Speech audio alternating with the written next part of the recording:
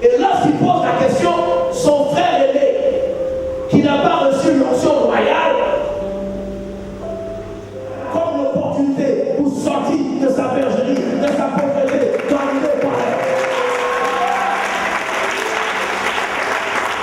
Parce qu'en fait, en réalité, un problème, c'est quoi?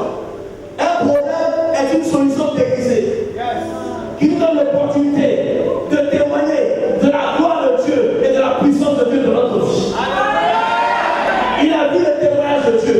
Je veux dire à quelqu'un, tu ne peux pas devenir comme David si tu n'affrontes pas un Goliath dans ta vie. Dieu a créé Goliath pour David. Parce que la Bible dit 1000 pour Saül, 10 000. Dieu a créé Goliath afin que la renommée de David s'accroisse. Les Américains disent c'est qui ne te tue pas te rend plus fort. Et le verre, on peut le voir à moitié vide comme à moitié plein. Ça dépend de la personne qui voit le verre. Amen. Et si vous êtes quelqu'un de négatif, vous prenez le verre à moitié vide. Si vous êtes quelqu'un de positif, vous prenez le même verre à moitié plein, alors qu'il est rempli au milieu. C'est ça que je vous parle. Ce qui a fait réussir David, ce qui a fait réussir Joseph, c'est la pensée positive. Même lorsqu'un malheur arrive, dans le malheur, il y a une expérience positive qui est la leçon. L'échec en lui-même n'est pas négatif parce que l'échec nous amène à préparer la réussite. L'échec nous amène à voir là où nous avons failli. Nous réparons, nous redressons et puis nous avançons pour réussir. L'échec, ce n'est pas la défaite. Donc on va dire au roi qu'il y a un petit. Il y a demandé un petit. Et les Ivoiriens aiment appeler les gens mon petit. Le mot mon petit, c'est le mot mon voisin. Voilà. Quand tu appelles quelqu'un mon petit, ce n'est pas une question d'âge. Lorsque tu as appris quelque chose à quelqu'un dans un domaine, c'est ton petit dans le domaine. En fait d'âge. Voilà. Si tu veux qu'on te respecte, il ne faut pas laisser tes cheveux blancs pour réussir. On fait bien tes cheveux blancs. C'est ta réussite qui va t'imposer le respect. David était roi, mais personne ne se prosternait devant lui, alors que c'est Dieu qui l'a fait. C'est bon, c'est bon. Il dit, allez dire au roi que moi je vais me battre avec lui. Il a parlé comme le roi, il n'a pas dit il va se battre avec lui. Le roi le fait venir, il voit que c'est un jeune homme. Il dit, mais tu ne veux pas te battre avec lui. C'est un homme, c'est un guerrier, c'est un homme adhéré au combat. Alléluia. C'est un avantage dans votre vie d'être sous-estimé. Ne le prenez pas mal quand vous sous-estimez. Celui qui te méprise n'aura pas le temps de te voir venir. Le temps sera contre Jésus.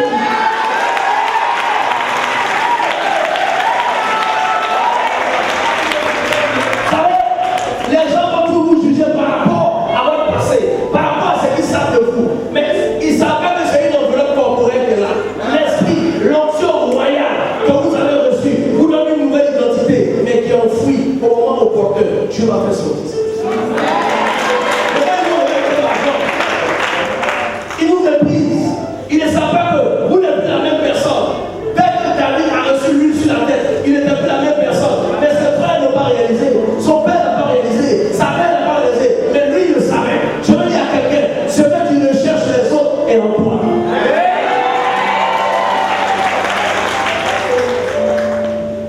Le roi lui dit, mais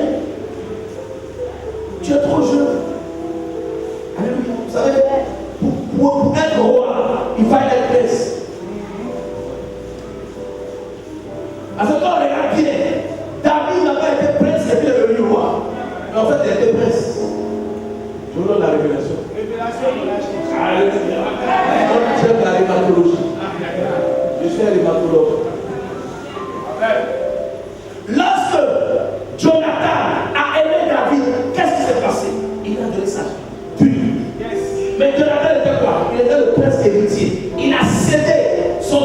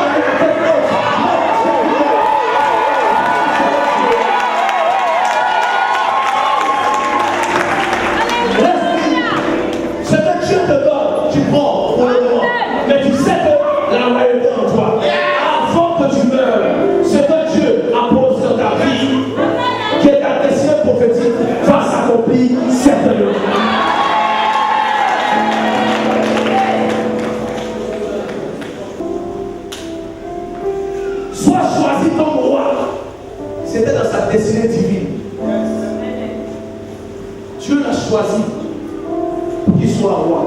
Le peuple ne savait pas. Ils ont demandé un roi en anticipation.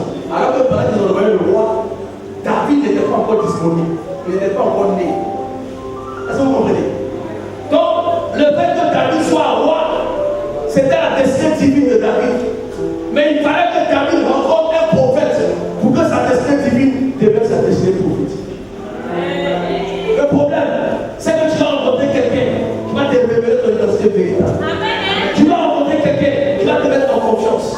Tu vas rencontrer un père qui ne sera pas jaloux de toi. Tu vas rencontrer un père qui va t'encourager dans ce que tu fais. Écoutez, Joseph était plus riche que Jacob, mais la richesse de Joseph venait de Jacob. Un vrai père, c'est le père qui n'a pas peur que son fils soit grand. Un vrai guide, c'est celui qui se met comme paravent pour son fils. Si David n'avait pas rencontré Saül, il ne serait pas devenu ce qu'il est devenu. Donc tu rencontres un guide qui te révèle la destinée prophétique que tu es roi, tu reçois l'onction royale. Maintenant, il te met sur le chemin d'un mentor qui est déjà roi, qui t'apprend la loi. Parce que Samuel n'était pas roi, il était faiseur de roi. David avait besoin de connaître un roi. Et lorsque l'Esprit de Dieu le quitte et que l'Esprit de Dieu habite en David, Saül était agité. Et on lui dit, il y a un jeune homme qui joue à la harpe. Mais ce n'est pas le problème, ce n'est pas la harpe. Le problème, c'était l'esprit qui avait peur. Il fallait que celui qui a retrouvé l'esprit là soit dans son environnement pour qu'il soit en paix.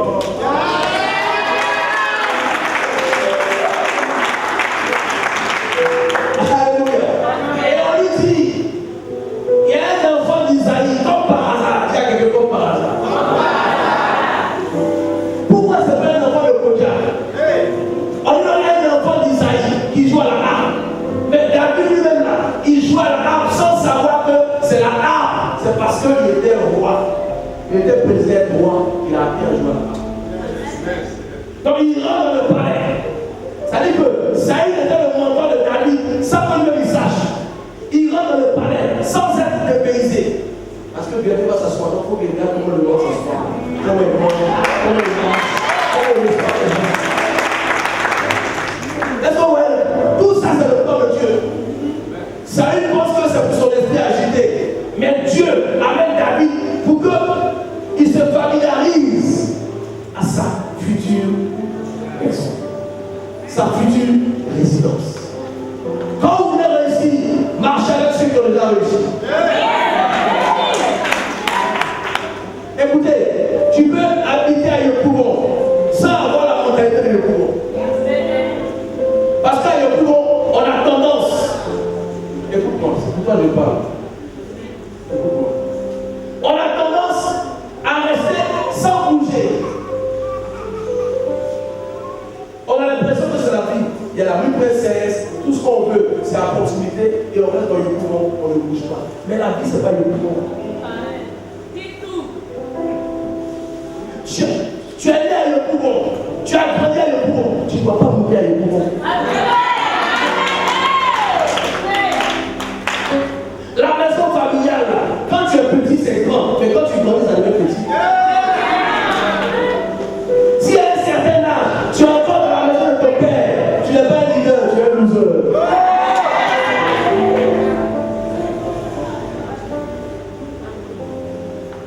Le roi lui dit, mais tu ne peux pas. Vous la suivez au fond là-bas, au lieu de bavarder.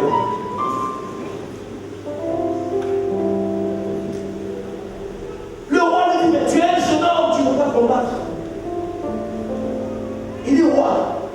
Et puis, ceux qui n'ont pas vu le roi n'a pas fait attention. Ils ont dit il y a un fils d'Isaïe qui joue à la harpe. C'est un guerrier. Quand vous lisez bien votre Bible, ils disent c'est un guerrier. Mais comment ils savent ça? Alors, dans chaque quartier, on se connaît. Voilà. Même s'il n'est pas militaire, mais celui qui maîtrise le quartier là, on le connaît. On dit c'est un guerrier. Alléluia. Attends que je sois.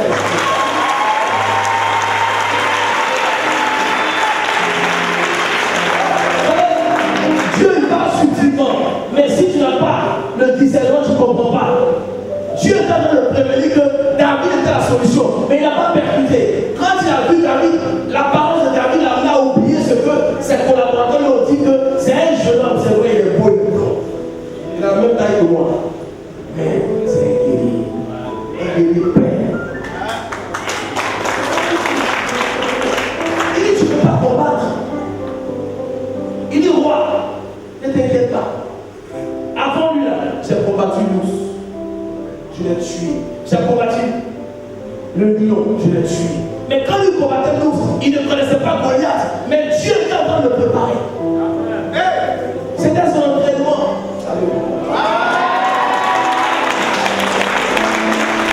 La Bible dit que lorsque Goliath a vu David, il le méprisa. C'est un avantage. Être méprisé. Parce que lorsque quelqu'un te méprise, c'est la preuve qu'il se méprend. Vous savez, le mépris marche avec la méprise.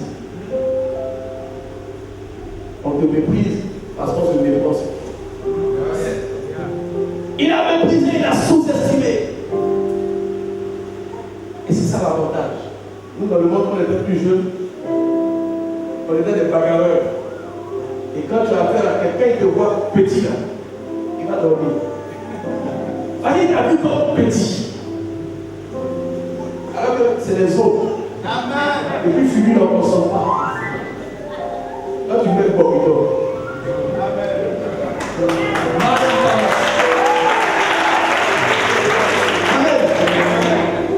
David, c'était un guerrier. Ses frères sont à la guerre, mais ce n'est pas qu'ils sont guerriers. Lui n'est pas à la guerre, mais c'était un guerrier. Donc qu'est-ce que le roi fait? Le roi il donne sa tenue. Mais qu'est-ce qui a distingué Saül pour le choisir comme roi? Pour qu'on le reconnaisse? Il était plus grand que tous. Mais donc vous allez voir, entre où est Kofi?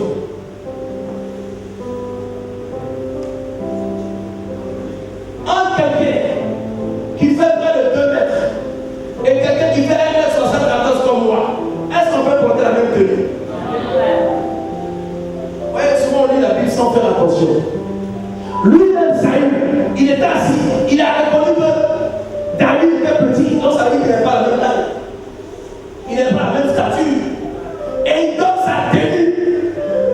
Mais dans ton habit, il y a ta transpiration. Dans ta transpiration, il y a ton âme. Parce que la Bible dit que le sang est lié à l'âme. Donc, dans son âme, là, il y a son onction. En donnant sa tenue à David, pour que David le sait, il a transféré son pouvoir à David. Dieu, il fait les choses dans les règles. Dieu ne viole pas ses lois. Lorsque Saül a voulu tuer David à 2 reprises, David a eu l'opportunité de le tuer, il n'a pas fait ça. Pourquoi? À cause du nom de l'Éternel. Il dit touche pas le nom de l'Éternel. Il dit j'ai eu 2 opportunités de te tuer. La première fois, Saül, lorsqu'il a coupé le poing de sa robe avec tremblement, il dit c'est toi mon fils.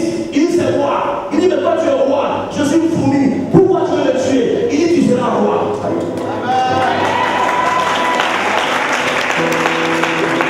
C'est merveilleux. Il dit à son ennemi tu seras roi. Mais lorsque on voyait David, Saül n'était pas là. Mais comment on lui sait? Il sentait qu'il était plus roi. Il sentait qu'il allait au futur roi. La deuxième fois encore, il a désarmé ses hommes et puis il a crié son nom. Il dit c'est toi mon fils. Il dit tu seras roi. 2 fois. Dans la Bible, quand ça fait 2 fois, c'est une confirmation.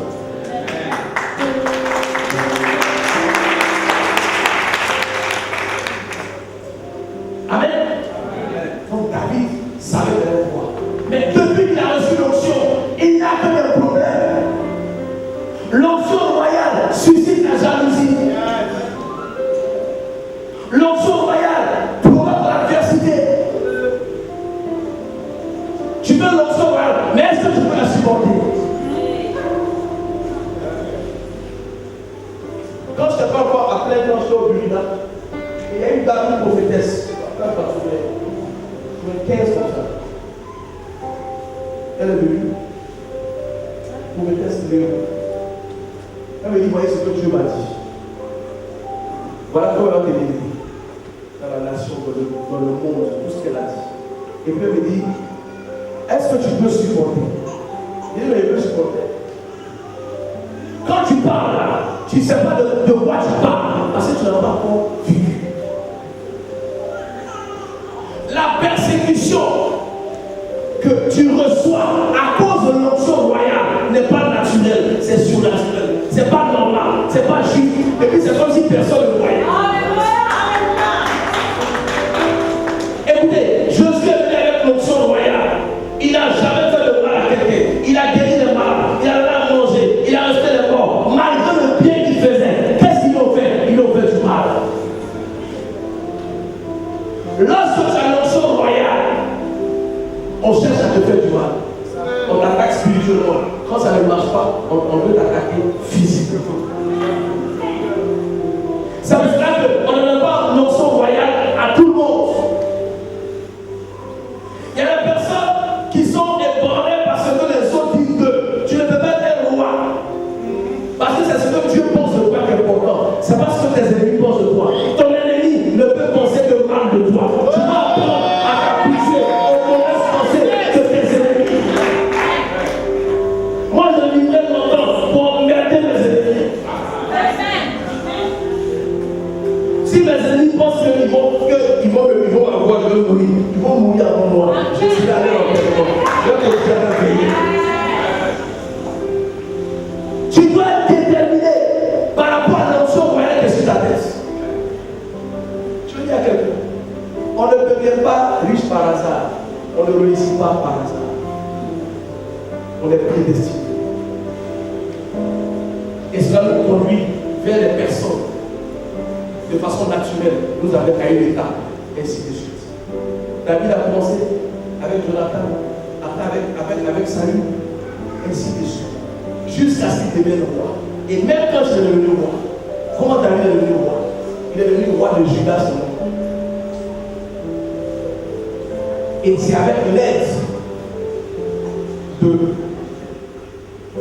le chef de l'armée de Saül qui a eu les 11 autres tribus, n'est-ce pas? Pourquoi Dieu ne lui a pas donné facilement? Dieu a augmenté la facilité. Il a donné Canaan à Israël, mais ils sont battus pour Canaan. Même Canaan, il ne s'est pas jusqu'aujourd'hui. Dieu ne l'aime pas.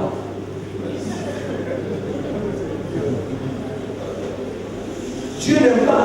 Est-ce que vous savez que la Bible dit que être efféminé, c'est un péché? Vous savez ça, non? C'est évident. Dieu n'aime pas les efféminés. Dieu aime les personnes qui se battent. Parce que dans la vie, c'est ce que tu gagnes qui t'appartient. Ce qu'on te donne, tu peux te répondre. Ce qui est dans ta main, tu peux perdre. Mais ce qui est en toi, tu peux pas perdre.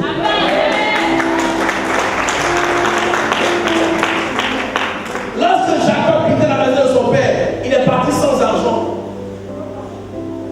Ce que son père voulait donner comme héritage, il n'a pas pu l'emporter à cause de la méchanceté de son frère. Mais ce qu'il avait en lui était plus grand que ce qu'il avait perdu. Ce que tu as, tu peux perdre. Mais ce que tu es, c'est vrai que Jésus n'a jamais dit j'ai la vie. Il n'a jamais dit j'ai la résurrection. Il dit je suis. Et le mot je suis au présent. C'est un mot perpétuel. Il dit je suis. Il n'a pas dit j'ai été. Il dit je suis. Et lorsque Dieu s'est révélé dans l'Ancien Testament, il a dit va leur dire que mon nom est je suis. Donc l'onction royale peut vous amener à vivre des difficultés. Mais ces difficultés-là, c'est votre formation, c'est votre service militaire. L'onction royale vous apprend l'humilité, la patience, la tolérance, l'acceptation des différences. Je suis maître, il y en a qui l'appellent mon Seigneur.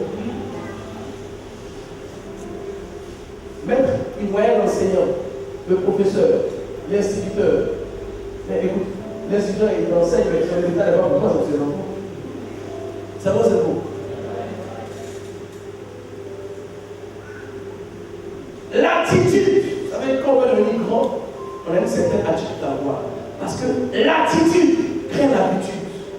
L'habitude crée le caractère. Le caractère te donne la vision. La vision t'envoie dans la vallée. Et la vallée te donne la vision.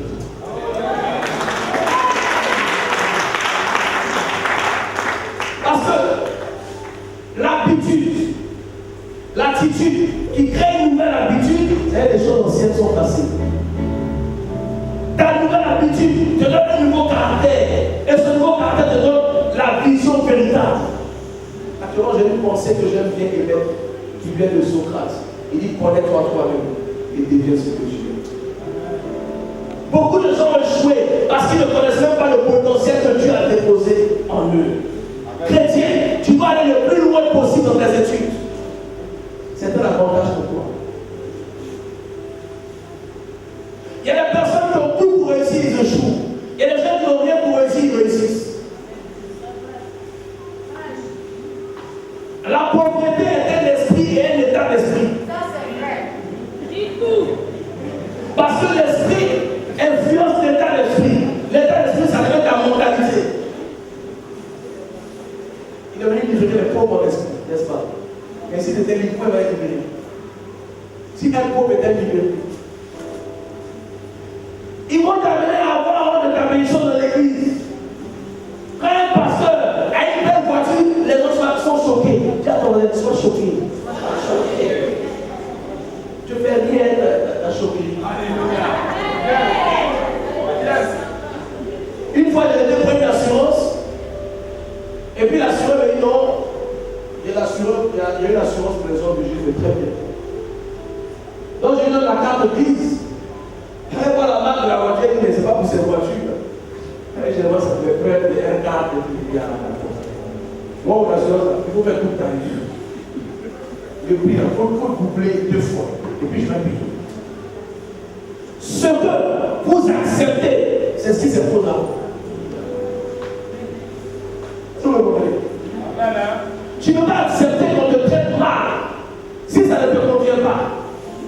Il ne faut pas durer dans le mauvais rêve. Les hommes ne sont pas obligés de t'aimer, mais les gens sont obligés de te respecter. Tu dois te faire respecter. Et quand on veut se faire respecter, on a une attitude. On ne se fourvoie pas, on ne lit pas bêtement, on ne joue pas les plaisantins, on ne joue pas au peclo, on ne joue pas au pitre. Un prince a une attitude. Quand un prince vient, il ne sait pas qu'il est prince. Sauf ses parents disent, ah, tu es un princesse. Tu n'es pas comme les autres. Tu dois te comporter comme ça. Tu dois te comporter comme ça. L'église doit enseigner ça aux fidèles qui sont aussi des princes. Tu peux faire des affaires. C'est un grand d'affaires. Il aime le business. Comme son père. Je ne sais pas ça. Personne n'a les bonnes choses. Moi, j'ai besoin d'aider les gens pour me sentir bien dans ma tête. Mais si je n'ai pas pour aider, je suis malade. Donc j'ai besoin de travailler. Être pasteur ne m'empêche pas d'avoir des sociétés.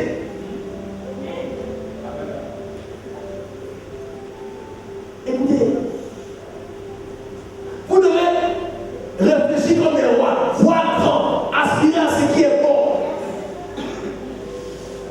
aspirer à ce qui est élevé, à ce qui est digne, à ce qui est grand, parce que moi tu es grand. Qui est d'accord avec moi? Même en tant que roi, votre façon de vous habiller, vous devez revoir ça. Dis Amen. Les choses qu'on devrait rejeter si vous devenez roi. L'orgueil, l'arrogance, la prétention, le vantartisme, le narcissisme, le but de la personnalité. Vous devez éviter ces choses-là. Parce que la seule chose que Dieu ne partage pas, c'est quoi? Sa gloire. Vous devez refléter la gloire de Dieu, pas votre gloire. Amen. Donc, quels que soient les compliments qu'on vous fait, vous devez rendre toute la gloire à qui?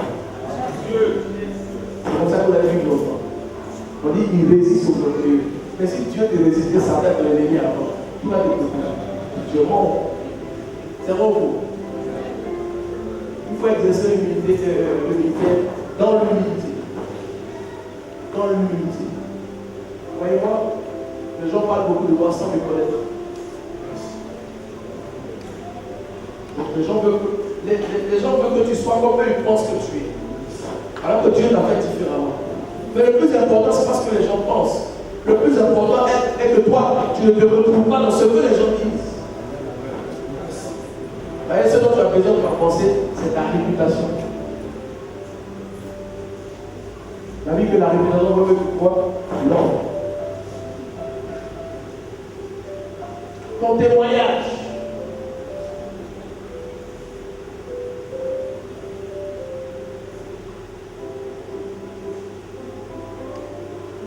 Chacun est l'architecte de sa vie.